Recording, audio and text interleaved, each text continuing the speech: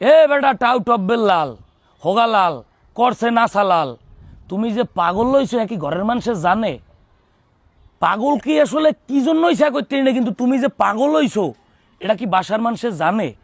যদি পাগল না হয়, একজন রেস্টুরেন্টের ওয়েটার, একটা রেস্টুরেন্টের মেসিয়ার যে চা কফি জুস বানাইয়ে খাওয়াইতো, সেখান থেকে বাংলাদেশের থটস অফ বিল্লাল, অনুপ্রেরণার আরেক নাম থটস অফ বিল্লাল হইয়া কেন আজকে থটস অফ বিল্লালের মাইর খাওয়া লাগবে? এত বড় বোকা, এত বড় পাগল তুমি যে নাসার ও জুনিয়র আমিনের জায়গা কিনতে চাও, তাও আবার এতগুলো মানুষের সামনে, এতগুলো ক্যামেরার সামনে লাইভ কন্টেন্ট ওকে ডাইক কেন না? মানে থটস অফ বিল্লালের তো মাইর খাওয়ার কথা না, থটস অফ বিল্লালকে তো প্রকাশ্যে থাবড়ানোর কথা না। থটস অফ বিল্লাল বাংলাদেশের একটা নাম ছিল, সে যা করে হোক তাকে মানুষ অনুসরণ করতো। আমি নিজে তার মিউজিক দিয়ে ভিডিও বানাইছি, তার ভিডিও কপি করিয়া।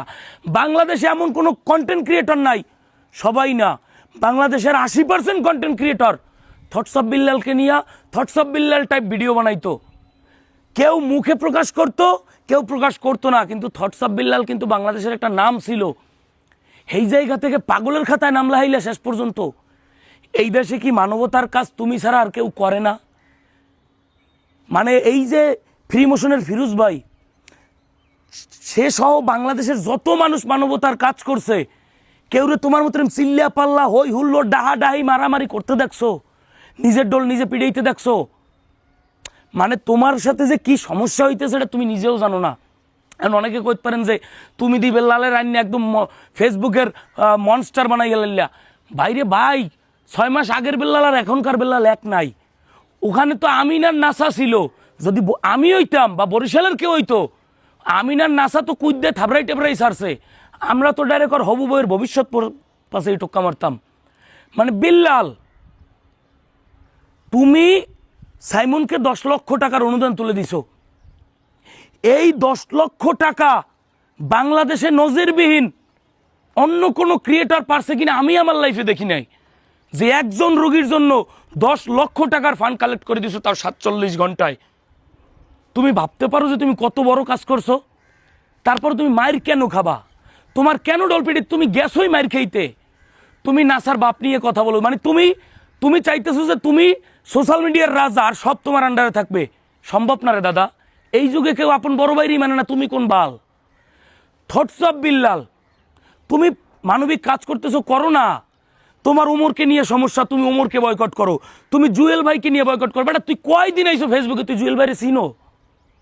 তুই উমরকে নিয়ে সমস্যা, তোর নাসারে নিয়ে সমস্যা, তোর জুয়েল ভাইরে নিয়ে সমস্যা, মানে টোটাল বাংলাদেশে তোর সবাইকে নিয়ে সমস্যা। মানে তোর সবার উপরে থাকতে হবে কেন? তোর তো এমনি তোর ফ্যান ফলোয়াররা সবার উপরে রাখছে। এই যে তুই আমিনকে, নাসা টিমকে প্রকাশ্যে এতগুলা মানুষের সামনে তুই আমিনের জাইঙ্গা খুলতে বললি, আমি আমার জাইঙ্গা দিব তোরে, তুই আইস কোন জায়গায়? তুই ডেট দে, আমি একদম প্রকাশ্যে বললাম থটস অফ বিল্লাল, তুই যেই জায়গায় ডেট দিবি ওই জায়গায় আসবি। তোর সামনে ক্যামেরার সামনে আমি আমার আন্ডারওয়্যার খুললে তোর মুখের মধ্যে আন্দাই দিমু। তোরা তো আন্ডারওয়্যার কিনতে মন চাই কা? তুমি থটস অফ বিল্লাল নিজের যোগ্যতায় রেস্টুরেন্টের চাকরি ছেড়ে সারা বাংলাদেশ 3 মাসে 44 লাখ টাকা কামাইছো। তোমার তো টাকার নেশা নাই। লক্ষ লক্ষ ভক্ত পাইছো, তোমার তো ভক্তের নেশা নাই। তাহলে এই যে মানবতার কাজ, তুই কত বড় কাজটা করলা, 10 লক্ষ টাকা তুললে দিলে। আবার এই যে দিনে দিনে দিনে 10 লক্ষ, 5 লক্ষ, 8 লক্ষ সবাইকে নিয়া, সব ক্রিয়েটর কমিউনিটি নিয়ে এই যে ফান্ডটা কালেকশন করতেছিলা, এটা লাভ রইল কি? এইটার নাম রইল কই? আমিন তোমার জুনিয়র। এই আমিনকে যদি তুমি ক্যামেরার সামনে বলো আন্ডারওয়্যার খুলতে, তাও ক্যামেরা অন করে, তোমাকে যে আমিন ওই মুহূর্তে মারে না, এটা হচ্ছে তোমার ভাগ্য, এটা তোমার কপাল। থটস অফ বিল্লালের সাথে আমার ব্যক্তিগত কোনো শত্রুতা নাই। তাকে আমি গেস্ট হিসেবে আমার বরিশালে আনছি এবং তাকে আমি অনেক ভালোভাবে জানতাম, কিন্তু মানবতার কাজ করতেছে এটাকে আমি অ্যাপ্রিসিয়েট করি। শুধু আমি না, ওকে নিয়ে যারা সমালোচনা করে, থটস অফ বিল্লাল পাগল হয়ে যাক, কিন্তু ওকে নিয়ে যারা বাংলাদেশে সমালোচনা করে সবাই বলবে, মুখে না বললেও মনে মনে চায়, মানে বলতে পারে না যে ও তো একটা ভালো কাজ করতেছে, কিন্তু সেই ভালো কাজটাকে তুমি ভালো পর্যন্ত রাখলা কই? তোমার কেন হিট দিতে হবে যে আমি 10 লক্ষ টাকা তুলছি, হ্যাঁ 8 লক্ষ টাকা তুলছি, বাকি টাকা জুয়েল ভাই তুমি 2 লক্ষ টাকা দিবা। নাসা তুমি 24 ঘন্টা টাইম দিলাম, আলটিমেটাম দিলাম, 24 ঘন্টায় 64 জেলা থেকে ওমর বয়কট। কেন রে ভাই? তোর এত চুলকানি ক্যা? তোর লক্ষ লক্ষ ভক্ত, তোর ভিতরে একটা ট্যালেন্ট আছে, তোর কন্টেন্টের একটা আলাদা প্যাটার্ন আছে, তুই কেন গ্যাঞ্জামে জড়াবি? আমি দেখলাম মারামারির ভিডিওটাই দেখলাম, তুই মোটরসাইকেল নিয়ে শোডাউন দিতে দিতে ঢুকলা।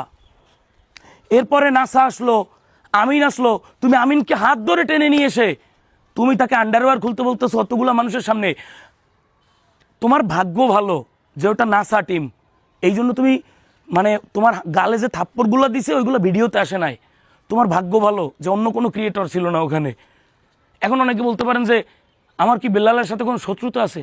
আমি আগেও বলছি, এখনও বলছি, বেল্লাল যেই 10 লক্ষ টাকা একজন রোগীকে তুলে দিয়েছে এবং এখন যেটা করতেছে, পূর্বে যেটা করছে, বাংলাদেশে নজিরবিহীন কোনো ক্রিয়েটর পারে না, এটা আমি দেখি নাই।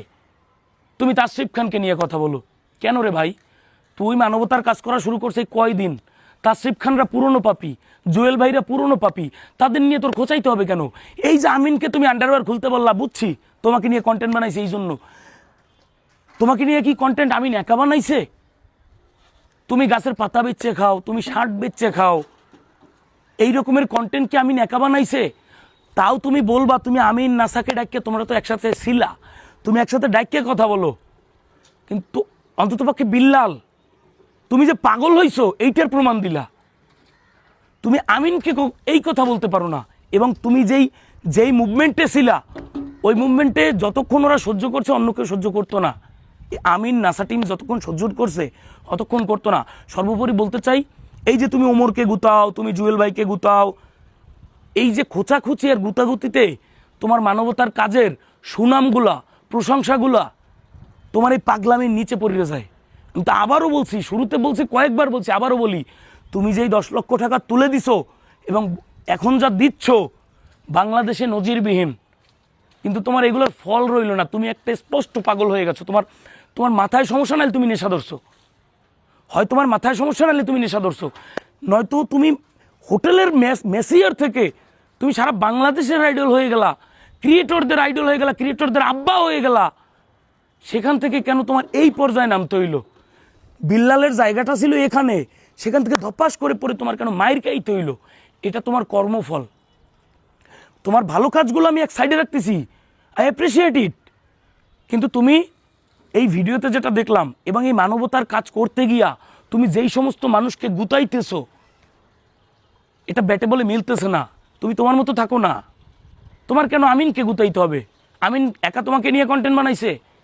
তুমি যতদিন গুতাবা তোমাকে নিয়ে তত বেশি শুরু হবে। তুমি মাত্র শেরপুরে মার খেয়েছো, তুমি যদি এভাবে প্রত্যেক জেলার ক্রিয়েটরকে গুতাইতে থাকো, তুমি শেরপুরের পরে প্রতি জেলায় জেলায় মার খাবে। আমি আবারও বলি, তোমার মানবতার কাজগুলো, ওইগুলো কোনো তর্ক বিতর্ক নাই, ওইগুলো এক সাইডে, ওগুলোর স্থান অনেক উপরে। কিন্তু তুমি এই মানবতার কাজ করার পাশাপাশি এই ওমরকে গুতানো, জুয়েলকে গুতানো, নাসাকে গুতানো, তাসরিফ ভাইকে নিয়ে কথা বলা, তাসরিফ খান ভাইকে নিয়ে কথা বলা, এই গুতাগুতি যদি তুমি কন্টিনিউ করো, তুমি যেই শেরপুর অপমান হয়েছো না, এই অপমানটা তোমার অন্যান্য জেলায় হইতে হবে। তুমি সেদিন ওমরকে নিয়ে যে কাহিনী হয়েছিল, তুমি যে বলছিলা যে ওমরের ফ্যান ফলোয়ার মানবিক কাজে বাধা দিয়েছে, তোমার আসলে পতন ওখান থেকে শুরু।